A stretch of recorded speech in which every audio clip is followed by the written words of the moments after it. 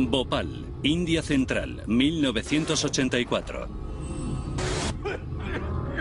Los residentes de la localidad se asfixiaban incapaces de respirar. Corriendo en estampida, murieron miles de personas. Envenenados por el aire que les rodeaba.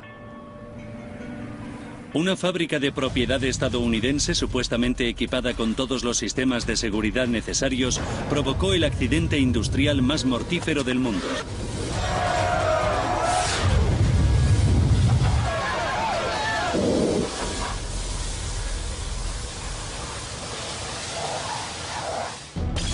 Los desastres no ocurren sin más. Son el resultado de una cadena de sucesos críticos. Desentrañaremos las pistas e iniciaremos la cuenta atrás hacia esos últimos segundos catastróficos. Segundos catastróficos. Catástrofe química en Bhopal.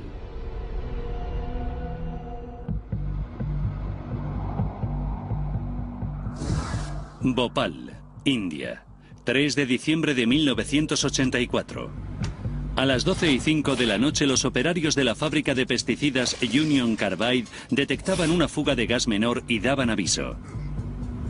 El operador de la sala de control, Suman Dey, era el primer punto de contacto. Sí. Había una fuga, así que fui a comprobarlo inmediatamente. Suman dejó la sala de control para ir a comprobar el escape. Se dirigió a la zona de almacenaje donde se guardaban los materiales más inflamables de la fábrica, bajo una gruesa capa de hormigón.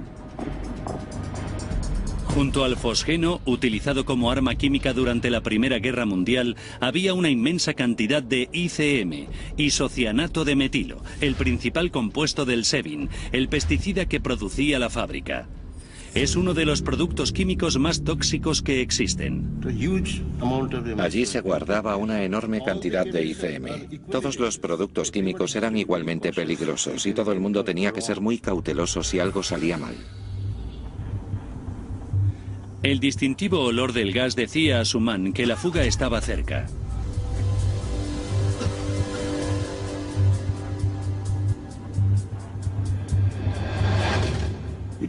Había una fuga, pero era una fuga lenta, muy lenta. Los escapes de gas menores eran bastante regulares y la plantilla había tenido que aprender a vivir con los efectos asfixiantes de los mismos. Todo iba bien. Había comprobado la presión, la temperatura y ese tipo de cosas. Así que dije que ya no podíamos hacer más y nos quedamos hablando en la sala de control.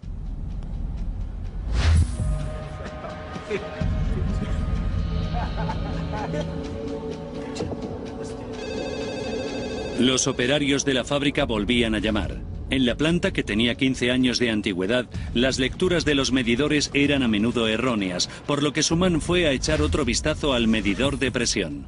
La aguja había ido de 0 a 0. En cuestión de minutos, la presión en los depósitos de almacenaje químico se disparaba. 12:20 minutos de la noche. Suman Dey se apresuraba a la zona de almacenaje donde vio clara e inmediatamente que algo iba muy mal. Hacía mucho calor. Y vibraba.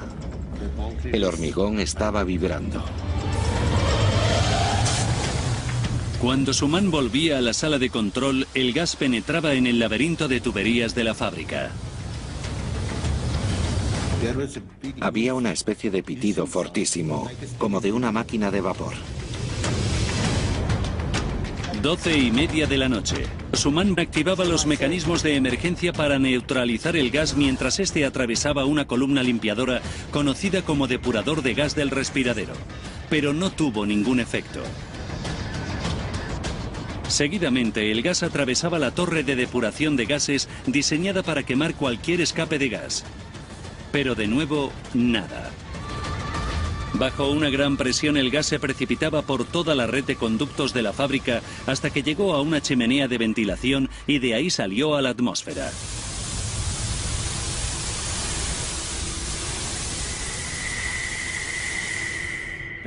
Comprendí que era un gran desastre. Los operadores no pudieron hacer nada para evitar que el gas tóxico llegara al exterior.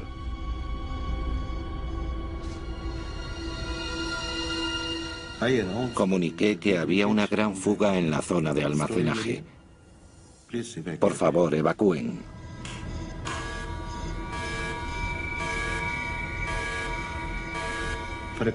Durante un par de minutos estuvimos absortos, sin saber qué hacer.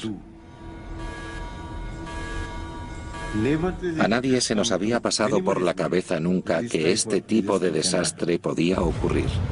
No solo estaban en peligro los empleados de la fábrica. 1 de la madrugada.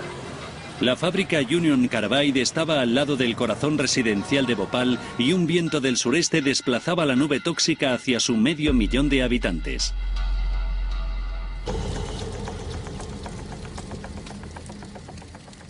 No muy lejos de la fábrica, el empleado T.R. Chauhan tenía el fin de semana libre.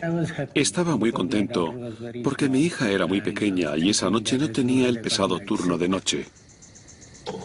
Pero a mitad de la noche se despertó de repente.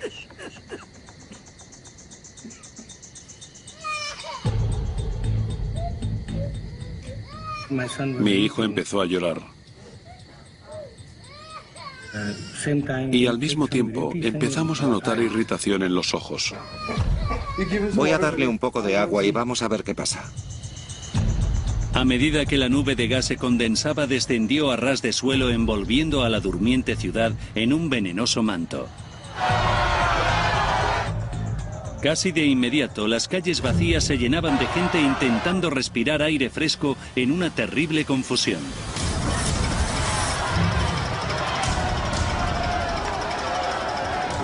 La calle estaba llena de gente corriendo e inmediatamente decidí que yo también tenía que correr con mis hijos, con mi familia.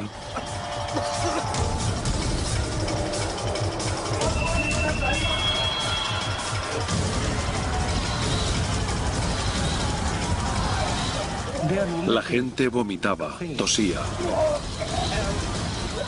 Vi morir a gente, corrían, se caían y morían. Mientras tanto, en la fábrica, los mecanismos de seguridad que debían neutralizar o quemar el gas seguían sin funcionar, y la barrera final de la planta para evitar todo tipo de desastres también fallaba. Los operarios desplegaban las mangueras de emergencia para rociar y disolver el gas que se escapaba. Pero los chorros de agua no tenían suficiente fuerza y no alcanzaban el gas que salía a borbotones por la chimenea. Tras media hora, el flujo de gas tóxico no mostraba signos de desacelerarse.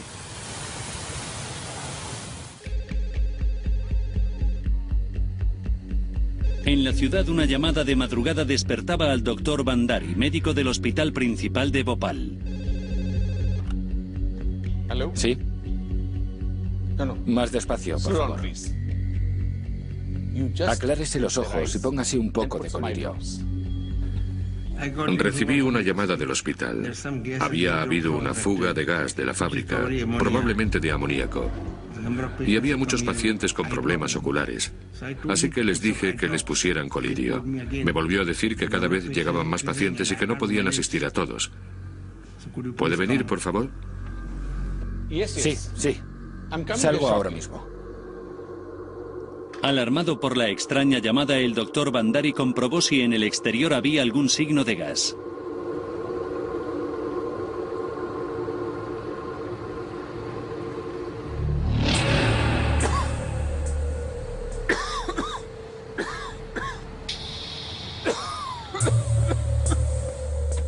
Entré.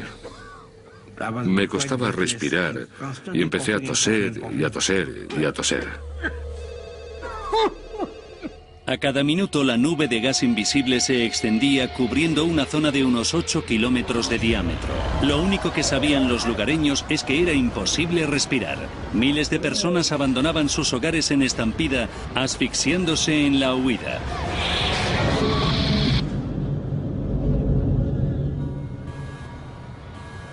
En la fábrica Union Carbide, Suman Dey estaba en su segura y hermética sala de control. Pero con muchos trabajadores desaparecidos, volvió a la fábrica en una misión de rescate. Me puse rápidamente mi mascarilla y volví al interior de la fábrica.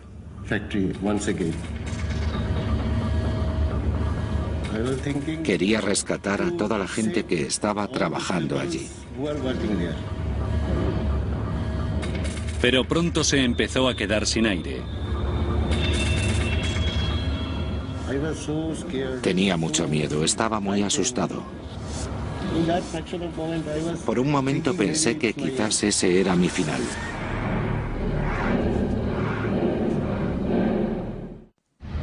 En la ciudad, el empleado de la fábrica Chauhan y su familia estaban desesperados. Ante tal caos, sabían que si no huían, morirían. Entonces vi un coche vacío. Vamos, vamos. Venga, venga, venga. Chauhan convenció al conductor de que les ayudara. Él decía, no, no. Pero yo le dije, si quieres sobrevivir, tienes que salir de la ciudad.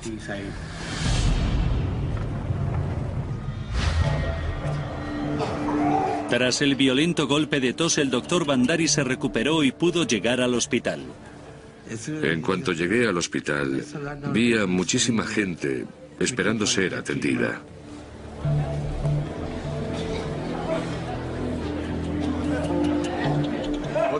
¿Qué está pasando? Cada vez vienen más y más y más. ¿Qué le pasa? Doctor, le he lavado los ojos con agua, pero sigue igual. La policía les había comunicado que se trataba de una fuga de amoníaco. Bandari esperaba que los tratamientos convencionales resolvieran los problemas de los pacientes, pero los síntomas eran mucho más extremos. Muchos tenían problemas respiratorios. Tenían tos y sensación de asfixia. Sus remedios no eran eficaces. No sabíamos qué hacer. Era una condición médica desconocida. Miles de personas se asfixiaban, morían. El hospital estaba abarrotado y Bandari necesitaba respuestas. Estaba convencido de que el gas no era amoníaco. No lo entiende. Hay cientos de pacientes en la entrada de mi clínica. Al principio, Union Carbide dijo que era amoníaco, luego que era fosgeno. Un momento. ¿Qué tipo de gases? Y luego dijeron que era isocianato de metilo. Nunca habíamos oído hablar del isocianato de metilo, y Union Carbide no nos había dado ni antídoto ni información. Desconocido para los médicos, el isocianato de metilo estaba reaccionando con el agua del cuerpo de las víctimas, haciendo que la sangre penetrara por los diminutos orificios de los pulmones y haciendo imposible la respiración.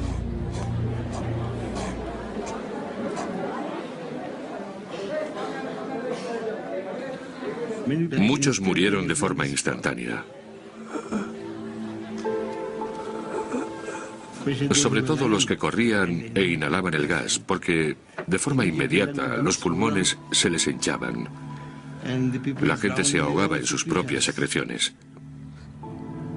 Desde las 3 empezamos a tener colas de cadáveres.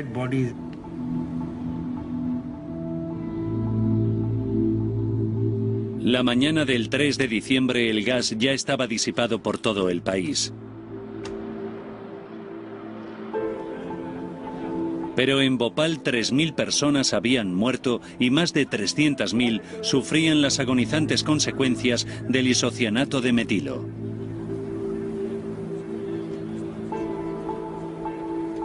Sumande y el resto de la plantilla de la fábrica sobrevivieron. Por la mañana vio la devastación de su ciudad por primera vez. Vi a los búfalos y a las vacas en las calles,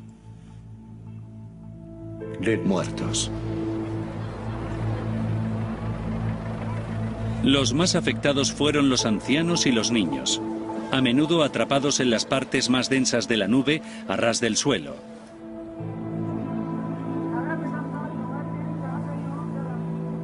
A las pocas horas, Bhopal se convertía en noticia. El número de víctimas del desastre de Bhopal supera las 25.000. Es el peor accidente industrial de la historia.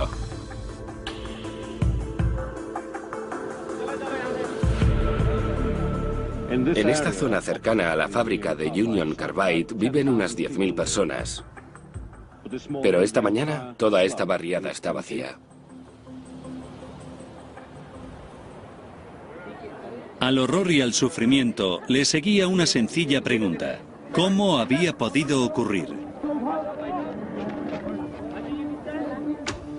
El día después del desastre, el gobierno de la India hacía responsable de la seguridad de la fábrica al químico Tyagarajan. Fue una situación horrenda. La gente seguía en la calle, había cadáveres. La gente lloraba y cundía el pánico.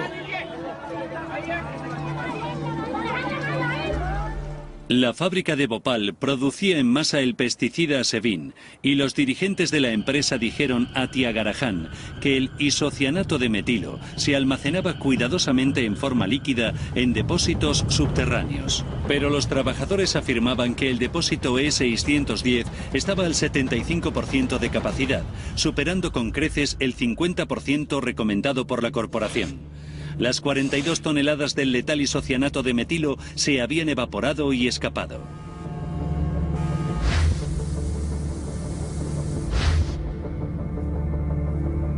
Pero Tyagarajan hizo otro sorprendente descubrimiento. La segunda línea de discusión con la gente era: ¿hay más isocianato de metilo por alguna parte? Y la respuesta fue un golpe tremendo. Sí, había más ICM en el 611. ¿Cuánto? Alrededor de 30-35 toneladas. Dios mío, lo mismo que el escape de ayer. El E610 era uno de los 3 depósitos que había en el búnker. Bhopal tenía una inmensa capacidad de almacenaje, pero a diferencia de otras fábricas de Union Carbide, solo estaba produciendo unas cuantas toneladas de Sevin al día, por lo que había gran cantidad de isocianato de metilo almacenado allí. Un depósito debía mantenerse vacío por seguridad, pero según los empleados, los 3 estaban llenos del mortal producto químico. Solo el del E610 había reaccionado, pero no se sabía si pasaría lo mismo con los otros. Tyagarajan debía asegurarlos de forma urgente. Mientras Bhopal se tambaleaba por el desastre, el presidente de Union Carbide, Warren Anderson, llegaba desde los Estados Unidos para valorar la situación. Cuando la policía fue consciente de que Anderson era el último responsable de la fábrica, lo detuvo. Lo que me gustaría hacer, y espero que me ayudéis a hacerlo, es decirle a mi mujer que estoy vivo y bien y saludar a mi madre. Pero periodistas locales como Rajkumar Keswami creían que la actuación policial fue solo para impresionar. En el propio aeropuerto le dijeron que estaba detenido. Sin embargo, no le trasladaron a ningún calabozo. Le llevaron a una vivienda de Union Carbide, que era de las más bonitas de Bhopal por entonces. Horas después, Anderson fue puesto en libertad bajo fianza y se marchó del país rápidamente.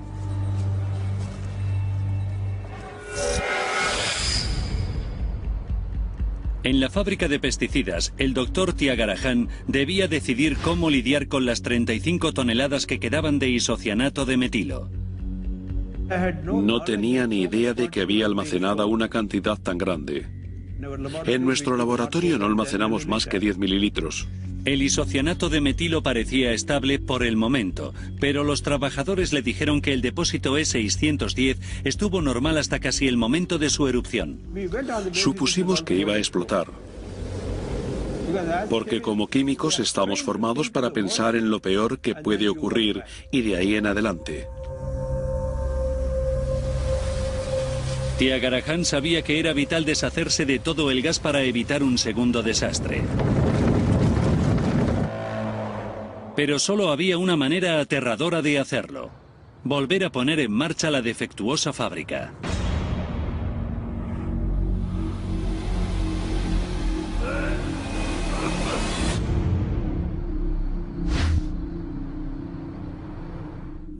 Utilizaremos a la misma gente y produciremos el mismo pesticida que producía esta gente. Solo 13 días después del desastre, con miles de personas todavía muriendo y otras tantas en hospitales, los operadores estaban preparados para neutralizar el resto de isocianato de metilo. Las autoridades todavía no tenían ni idea de cómo se había producido el primer desastre y llamaron a su nuevo y arriesgado plan Operación Fe. Nos guiamos por la fe porque sabíamos que éramos capaces de hacerlo, pero no sabíamos la calidad del material. Por eso dijimos, tened fe en nosotros. Pero para los habitantes de Bhopal, volver a poner en funcionamiento la fábrica después del letal desastre era un panorama aterrador. La gente pensaba que si la fábrica se volvía a poner en funcionamiento, el mismo gas que había matado a miles de personas podría volver a salir. No había muchas garantías, la gente no tenía fe. Incluso cuando la operación estaba en marcha, nosotros pensábamos en lo peor.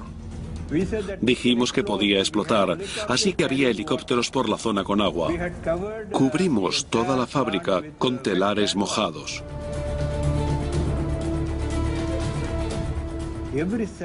Cada segundo era importante. Bhopal 2 era una posibilidad pero que muy fuerte. Con las medidas de seguridad pertinentes, los operadores volvieron a poner en funcionamiento la fábrica.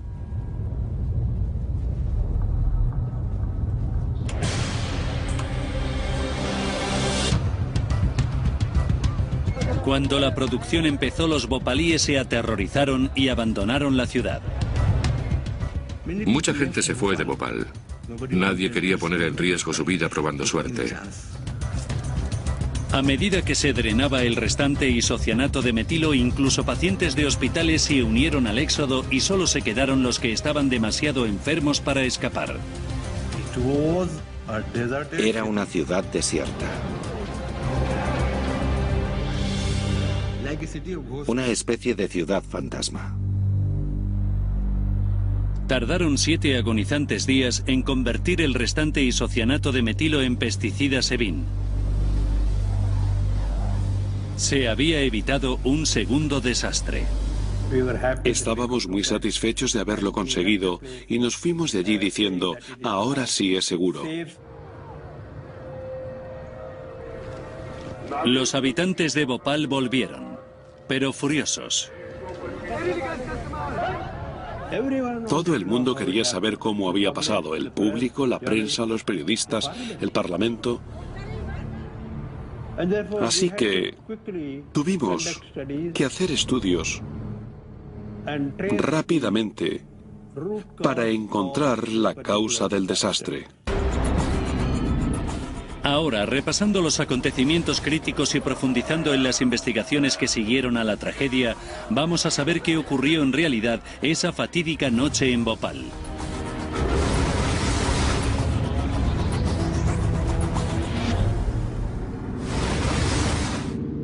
El doctor Tyagarajan sabía que 42 toneladas de isocianato de metilo almacenadas como líquido y de forma segura en un depósito subterráneo se habían convertido en gas y habían salido a la atmósfera matando a miles de personas. Pero debía averiguar cómo. La zona del depósito fue muy reveladora.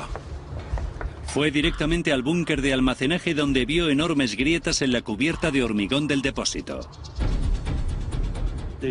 El depósito había cambiado de posición. Era una espectacular prueba de una reacción química violenta a gran escala. Los investigadores desenterraron el depósito E610 para averiguar cómo había escapado el gas. A pesar de haber pruebas de una enorme presión, el depósito no se había partido. El equipo de Tyagarajan descubrió que la válvula de escape de emergencia se había roto. El gas había escapado por el sistema de ventilación de emergencia y de ahí había llegado a la atmósfera.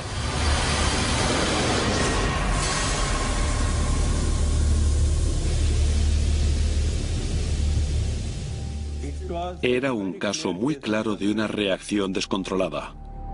Pero algo debió haberla provocado. El doctor Tyagarajan sospechaba de una sustancia normalmente considerada inocua.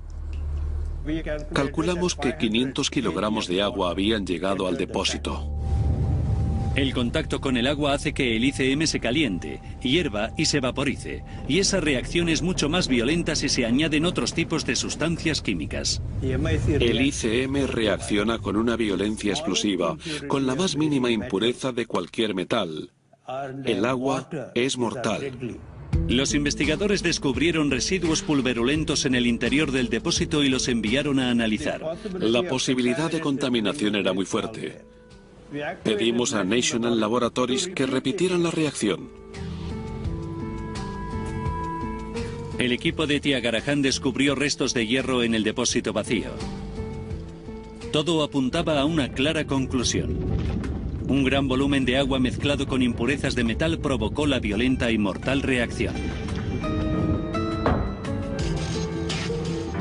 Los investigadores ahora sabían qué había provocado la catástrofe de Bhopal, pero no cómo había ocurrido.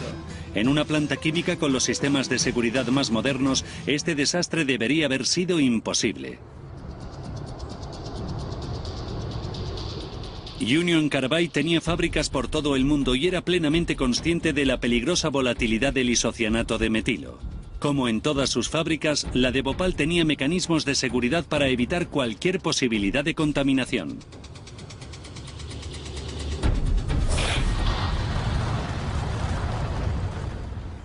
Estamos aquí para saber qué ocurrió en Bhopal, India. A los pocos días del desastre, el presidente de Union Carbide, Warren Anderson, afirmaba que no había sido un accidente. No parece que haya sido algo involuntario. Podría haber sido una acción intencionada. Con una clara insinuación de sabotaje, los sindicatos de los trabajadores buscaron una opinión independiente. Invitaron al investigador estadounidense Michael Wright a Bhopal, pero las autoridades le negaron un visado de trabajo, por lo que tuvo que operar en secreto. Ni Union Carbide ni el gobierno de la India nos querían allí. No querían que nadie independiente se acercara a su investigación. Como director de Sanidad y Seguridad del Sindicato de Trabajadores Siderúrgicos de los Estados Unidos, su especialidad eran los sistemas de seguridad de grandes fábricas. A accidentes como el de Bhopal los llamamos técnicamente accidentes de baja probabilidad y altas consecuencias. Son accidentes que ocurren con muy poca frecuencia, pero cuando ocurren son enormes, catastróficos. Sin ayuda oficial, Wright se vio obligado a viajar a Bhopal como turista. Allí pudo ver la magnitud de la catástrofe de primera mano. Ibas caminando por las barriadas y veías a todo el mundo toser por haber estado expuesto a esta sustancia tan tóxica. Conocí a niños que habían perdido a sus padres y a padres que habían perdido a sus hijos. Tuvimos que distanciarnos del horror de lo que había ocurrido para poder averiguar cómo había ocurrido. Tuvimos que analizar todos los escenarios posibles, ya que gran parte de la investigación de accidentes consiste en descartar lo que no pudo suceder. Wright no podía entrar en la fábrica, por lo que solo una investigación secreta le ayudaría a descubrir las causas inmediatas del desastre. Pudimos hacer fotografías de largo alcance del equipo que había dentro de la fábrica. También pudimos conseguir el manual técnico de la planta. Y hablamos con los empleados. Hablamos, creo que con todo el mundo que estuvo de servicio esa noche. Los investigadores hindúes descubrieron que había entrado agua en el depósito de ICM y era lo que había producido el fatal accidente. Así que Wright estudió los planos de la fábrica para averiguar de dónde provenía ese agua. Inmediatamente sospechó de una unidad de procesamiento químico que estaba justo al lado de los depósitos de ICM. Esa unidad de procesamiento a veces se atascaba y para desatascarla se conectaba a una manguera de agua que hacía llegar agua a todo el sistema, lo cual no era una operación peligrosa. Pero en reuniones clandestinas los operadores de la fábrica le confesaron que se intentó abaratar costes. La compañía instaló un conducto de atajo entre esas dos unidades de procesamiento. Un conducto de atajo que llegaba a la zona de almacenamiento del ICM permitía a los operadores usar el equipo de forma intercambiable, pero enlazaba permanentemente la sustancia letal al resto de la fábrica. Eso convertía la fábrica en mucho más peligrosa. Si se hubiera aislado completamente esa unidad de ICM, el agua nunca habría llegado a ella. La tubería de atajo era una ruta directa para que el agua llegara directamente a la unidad de ICM. Wright descubrió que la noche del desastre se limpiaron los tubos. Un empleado inició inició esa operación sobre las 9:30 de la noche, pero notó que no salía agua por el otro extremo. Al final empezó a salir agua y todo el mundo pensó que funcionaba bien.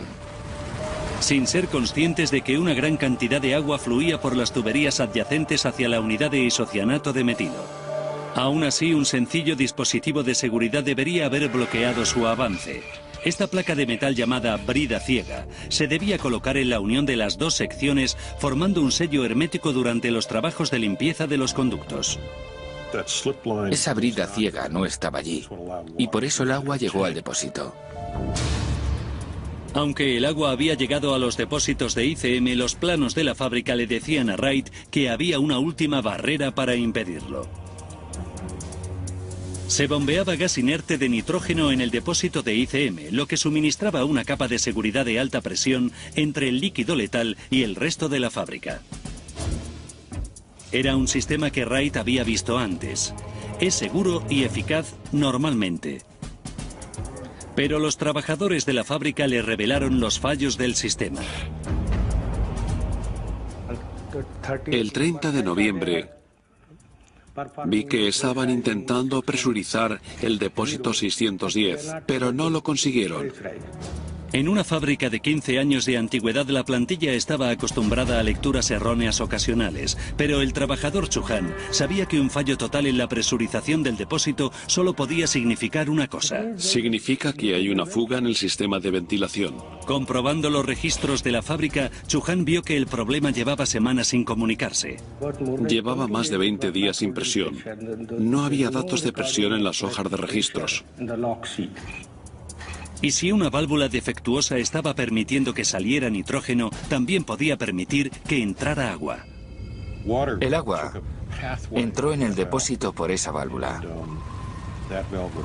Y esa válvula debería habérselo impedido. Pero como no lo hizo, el agua llegó al depósito de ICM.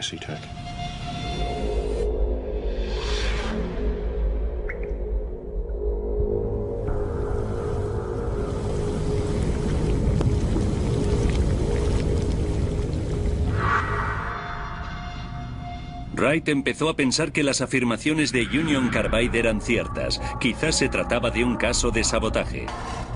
Alguien podía haber dañado la válvula de nitrógeno y extraído la brida ciega deliberadamente. El hierro que alimentó la reacción podía provenir de los conductos oxidados. Puede que no previeran un accidente de tal magnitud.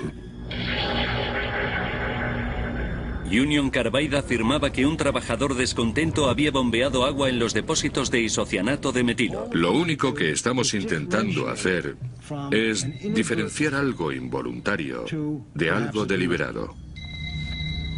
Pero Wright no había llegado a ninguna conclusión aún. Había más secretos que descubrir. La verdadera historia de Bhopal no trata tanto sobre cómo llegó el agua al depósito, sino por qué ninguno de los mecánicos que deberían haber protegido a la gente funcionaron esa noche. La primera medida preventiva era el depurador de gas del respiradero. Si había alguna fuga peligrosa, debía encauzarse a un tanque alargado con forma de botella y después a un tanque de sosa cáustica que lo hiciera inerte. Cuando Wright se reunió con los trabajadores de la fábrica, descubrió algo sorprendente. Los trabajadores decían que no habían visto ninguna indicación que dijera que estaba operativo. El depurador de gas del respiradero, la primera medida preventiva crítica, estaba fuera de servicio.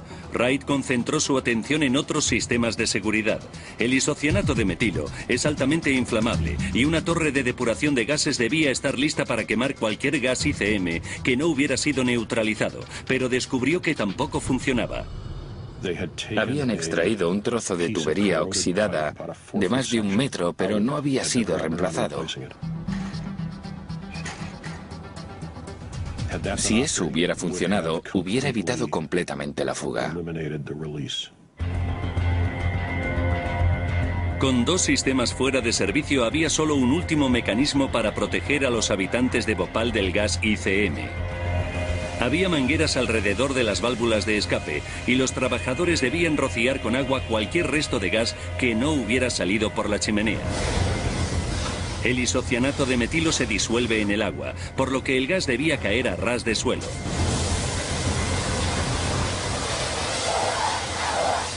Wright no se podía creer lo que le contaban los testigos. El problema con el sistema de rociado de agua es que era insuficiente. Los chorros de agua no llegaban a la altura de la fuga. El agua eludió las medidas preventivas y provocó la reacción del isocianato de metilo. Los 3 sistemas de seguridad fundamentales diseñados para contener fugas de gas o no dieron abasto o no funcionaban. Fue una impresionante cadena de fallos que indicaban negligencia. Michael Wright empezó a investigar la gestión de la fábrica y las transacciones corporativas de la empresa matriz. La fábrica estaba perdiendo dinero. Habían llevado a cabo una expansión hacía unos años. Habían analizado mal su mercado. No estaban vendiendo tanto pesticida como pensaban. Y en ese tipo de situación, la empresa matriz siempre presiona para reducir costes. Los trabajadores contaron a Wright que cuando disminuyeron las medidas de seguridad, las fugas pequeñas empezaron a ser corrientes y a veces mortales. Se habían producido por lo menos 5 accidentes químicos en la fábrica entre 1981 y 1984. Hubo otra fuga en diciembre de 1981 que afectó a 3 empleados, uno de los cuales murió. Por tanto, hubo suficientes avisos de que algo fallaba. El recorte de gastos empezó con la carencia de una brida ciega. Esa brida ciega fue crítica para el accidente. Si hubiera estado allí, nunca se hubiera producido el accidente. Para sorpresa de Wright, esta pieza crítica de seguridad había sido ignorada por el recorte de gastos. Un supervisor de mantenimiento que debería haber sido responsable había sido despedido. Por los sistemas defectuosos nadie se había dado cuenta de que se había producido la reacción. Los instrumentos no funcionaban bien porque era más barato no hacer trabajos de mantenimiento. El depurador de gas del respiradero no funcionaba, pero aunque hubiera funcionado no podría haber limpiado tanta cantidad de ICM mortal. Ese depurador solo podía limpiar las ráfagas de los orificios de las válvulas. No estaban diseñados para evitar grandes accidentes y nadie quería gastar dinero en ello. Durante 2 meses, una tubería rota había provocado que la torre de depuración de gases no quemara ninguna fuga de gas. Los operarios de mantenimiento afirmaban que habrían tardado unas 2 horas en instalar un nuevo trozo de tubería. Y Union Carbide America había dicho a sus homólogos hindúes que sus mangueras de emergencia no funcionaban correctamente. Union Carbide les había aconsejado que instalaran mayores sistemas de rociado de agua, pero no lo habían hecho. Wright empezaba a sospechar que la teoría del sabotaje de Warren Anderson no era más que una cortina de humo.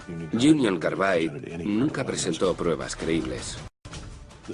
La teoría del sabotaje era una forma de cubrirse las espaldas. Michael Wright tenía una teoría alternativa que explicaba la catástrofe de Bhopal.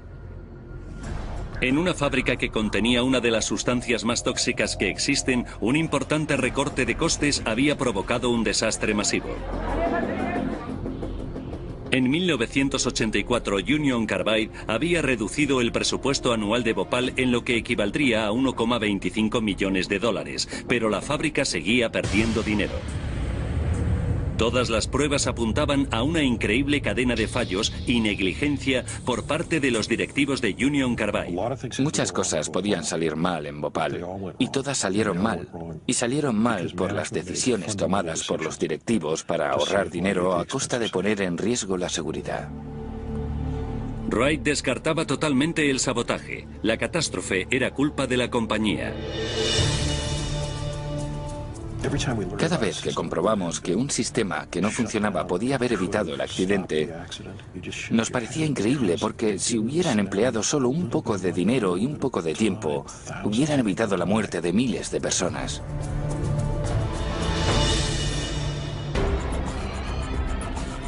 Ahora que la investigación ha terminado, podemos reproducir toda la cadena de accidentes y errores que acabaron con la fábrica de Bhopal y mataron a 3.000 personas en esa fatídica noche de diciembre de 1984.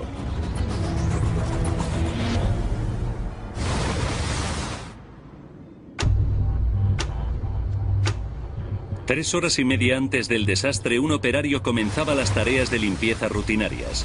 Pero las tuberías estaban atascadas y se inundó el sistema. El agua se precipitó por un tubo de atajo instalado recientemente que terminaba en los enormes depósitos subterráneos del volátil ingrediente de pesticidas, el isocianato de metilo. Las placas de metal que debían aislar el producto químico no estaban en su sitio. De camino al depósito, el agua recogió restos de hierro de las oxidadas tuberías. 2 horas y 15 minutos para el desastre.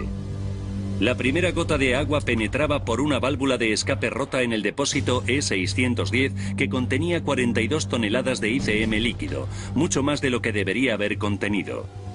La mezcla de agua y restos metálicos desencadenó una reacción violenta e imparable en el interior del depósito. Sin refrigeración para mantener el isocianato de metilo frío, su temperatura se dispara.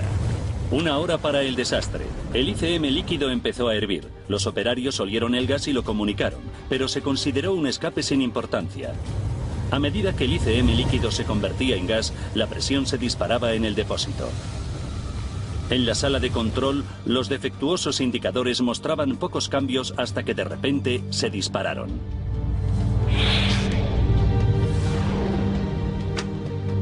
«35 minutos para el desastre. El operador de la sala de control, Suman Day, fue testigo de la reacción a gran escala. La creciente presión reventó las válvulas de seguridad del depósito y agrietó el búnker de hormigón. El peligroso isocianato de metilo se precipitó al depurador de gas del respiradero. Los operarios tenían que neutralizar el gas, pero no podían hacerlo. Aunque el depurador hubiera funcionado, solo estaba diseñado para lidiar con escapes menores. Toneladas de ICM sobrecalentado lo atravesaron. 15 minutos para el desastre. El gas tóxico atravesaba la torre de depuración de gases, un sistema de seguridad de apoyo para quemar el gas que sale al exterior. Pero también estaba fuera de servicio, y el letal isocianato de metilo salió a la atmósfera. 10 minutos para el desastre. En un intento para neutralizar el escape de gas, los operarios de la fábrica activaron las mangueras de agua de emergencia. Pero eran deplorablemente pequeñas y no podían alcanzar el gas. 1 de la madrugada del 3 de diciembre de 1984. Una nube letal de gas ICM, una de las sustancias más tóxicas que existen, descendía sobre Bhopal y su 500.000 de habitantes, matando a 3.000 personas en cuestión de horas.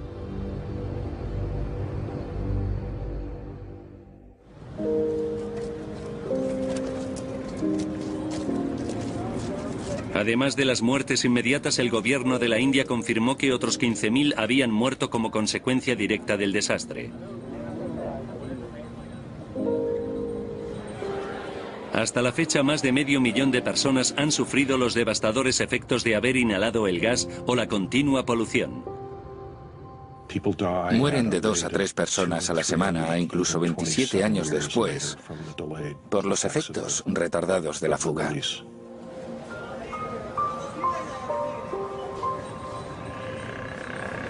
Tras el desastre, Union Carbide abandonó la fábrica.